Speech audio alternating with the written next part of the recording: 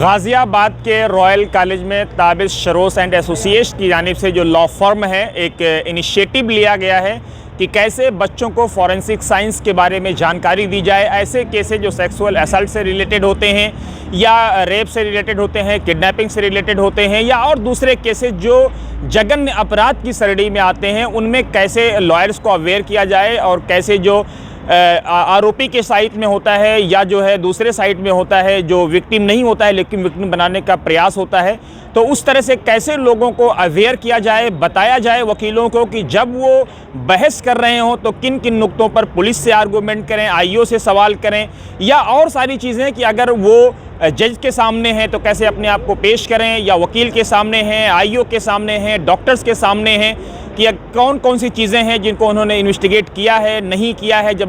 जब उसकी एमएलसी हो रही थी तो उस वक्त किन किन चीज़ों को ध्यान दिया गया, ऐसी तमाम चीज़ों को लेकर के आज यहाँ बच्चों को जानकारी दी गई जो लॉ कर रहे हैं रॉयल कॉलेज गाज़ियाबाद से।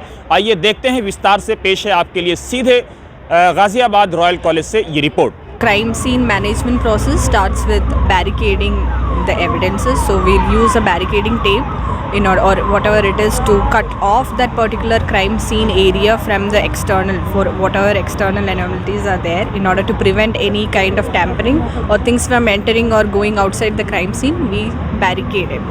Then after the barricading or preservation of the crime scene, we move into identifying or recognizing the evidences inside. So in order to recognize or identify, you have a primary walkthrough inside the crime scene. Walk inside and identify important evidences present there, mark them, and then go forward with the documentation. The documentation process either can be photography, it can be a videography or sketch making or not taking. So for photography we have different types of photographies also, a long range or a long view, and then mid range as well as a close up photography can be done. Specifying long range will specify the address or the location of that particular crime scene. Then the mid range will be sort of connecting the evidences together, and the close up one will be of specific evidences along with the proper scaling methods and all that. Then once the documentation process, everything is done, we move on to collecting the evidences. Proper collection technique depending upon the nature of the evidence, we have different collection techniques to be utilized.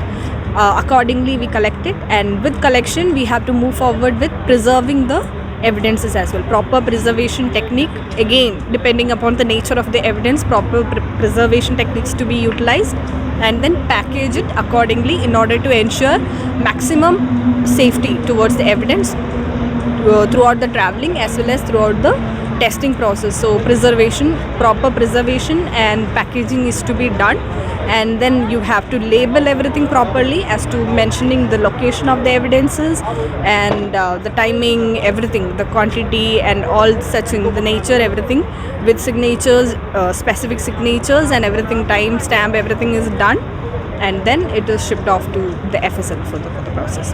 मैं बड़ा शुक्रगुज़ार हूँ कि miss Isha Maria madam जो कि Delhi police से हैं और फॉरेंसिक एक्सपर्ट हैं क्राइम टीम में, और उन्होंने अपना इसमें सहयोग दिया, और हमारी जितनी भी टीम है फॉरेंसिक की टीम, उन्होंने इस कोर्स को चलाने में मेरी बहुत मदद की। हमने बहुत सारे कॉलेजेस में बहुत फॉरेंसिक की वर्कशॉप्स की हैं, सेक्सुअल असॉल्ट पर, सुसाइड केसेस पे, क्राइम सीन पर बहुत सी वर्कशॉप कंडक्ट की हैं। हमें लास्ट 15 इयर्स का एक एक्सपीरियंस है जिसके थ्रू हम और हमारी फर्म ये चाहती है कि ज़्यादा से ज़्यादा जो लॉयर्स हैं उनको फॉरेंसिक की नॉलेज मिले, ताकि वो बेकसूर जो हैं उनको एक्यूज़ जो मुलजिम हैं जिनको झूठे केसेस में फंसाया जाता है उनको बचाया जा सके, और ऐसे विक्टिम को इंसाफ मिल सके जिनके जेन्युइन केसेस हैं और एविडेंस ख़राब होने की वजह से और पुलिस के द्वारा सही से इन्वेस्टिगेशन नहीं करने की वजह से जितने भी केसेस हैं उनको नुकसान पहुँचता है, उन कमियों को भी हम दूर कर सकें।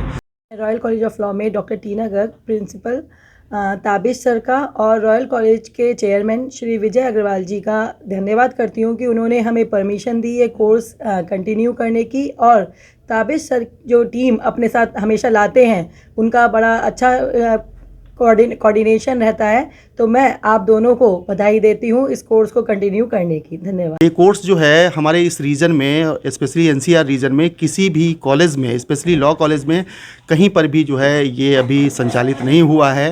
हमारे कॉलेज में पहली बार संचालित हो रहा है और हमारे कॉलेज के छात्र, क्षेत्र के जो अन्य कॉलेजेस के छात्रगण हैं, क्षेत्र की जनता जो है, सभी लोग जो है इस कोर्स को करने के लिए काफ़ी इच्छुक हैं। काफ़ी अधिक संख्या में हमारे यहाँ एडमिशन्स हो चुके हैं। बच्चे भी बहुत खुश हैं क्योंकि जो क्रिमिनल इन्वेस्टिगेशन और फॉरेंसिक साइंस जो ऐसा एक सब्जेक्ट है, क्योंकि लीगल प्रोफेशन में अथवा एडवोकेसी में साइंस की नॉलेज होना बहुत आवश्यक है। और फॉरेंसिक साइंस एक ऐसा विषय है, इसमें भौतिक विज्ञान, रसायन विज्ञान, जीव विज्ञान और यहाँ तक कि मैथ, इनसे रिलेटेड ये फॉरेंसिक विषय है।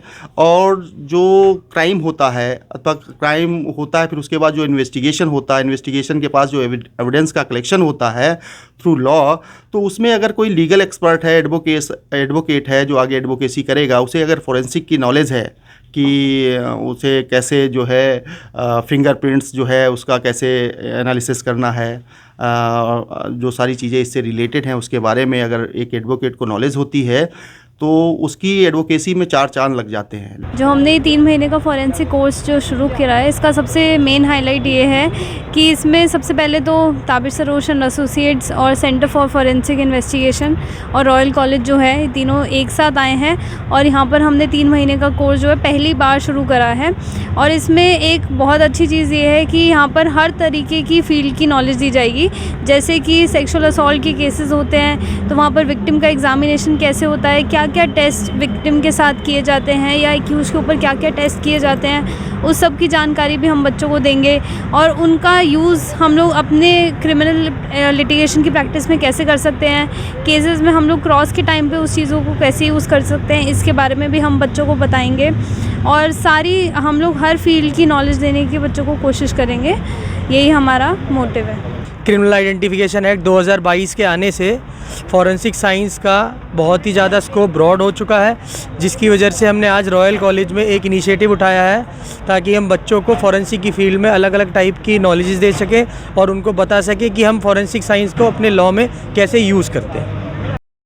So this 3 months forensic course is starting from next Friday, and we have included especially the forensic aspects for lawyers so that they can understand what are the basic principles, what are collecting methods, preserving methods which are followed by forensic scientists, so that when they are cross questioning them, when they are getting the report from FSL, whenever they are in company with accused or with victim, they know what to ask and what not to ask, how their medical is being performed, how fingerprints are taken, what errors can be done while collecting the fingerprints, also what are the chances that the report is correct or what are the chances that report is incorrect.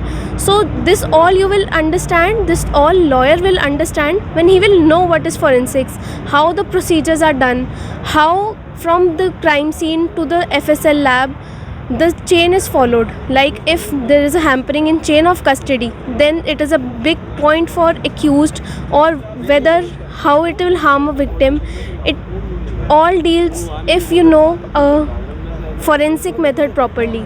So in this course all the lawyers will be benefited in not only understanding forensics but also implementing it in their real lives.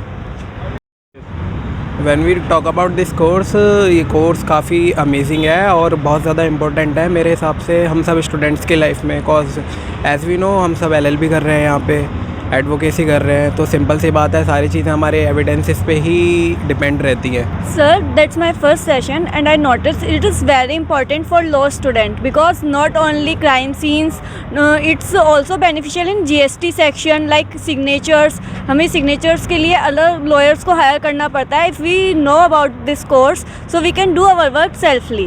So it is very beneficially for all. जो course है इसके कम किए बगैर advocate कोई ख़ास अपने relevant points नहीं बता सकता और एविडेंस के कंप्लीट होने के बाद ही सारे कोर्स का डिसीजन होता है। और इस कोर्स में डॉक्यूमेंटेशन का जो भी उस पर प्रॉब्लम्स है देखने में कि ये ओके है या फ्रॉड है या सिग्नेचर ओके नहीं है, तो उसको किसी की हेल्प लेने की जरूरत नहीं, खुद ही समझ जाएगा।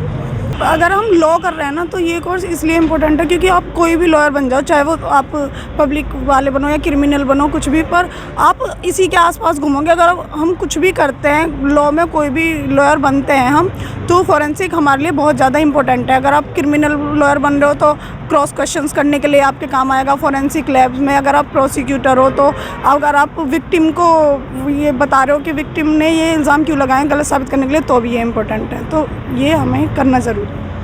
Through this forensic science certificate course, we know the useful and must have facts. So which helps to inform me all the basic requirements which we needs to know, that कि हमें cases में क्या क्या चाहिए, कैसे कैसे हमें investigation की है। For the help, it's also help for cross examination. Advocate तब भी कंप्लीट हो जाएगा तब हम ये कोर्स करेंगे, और हमको नई नई चीज़ें इसमें सीखने के लिए मिलती हैं, जैसे documents, fingerprints, ETC। But I am interested in course, और forensic investigation is the must compulsory for advocate. मुझे लग रहा है कि ये एडवोकेट्स के लिए बहुत बेनिफिशियल रहेगा। I want to thank TSA and Royal College for this initiative.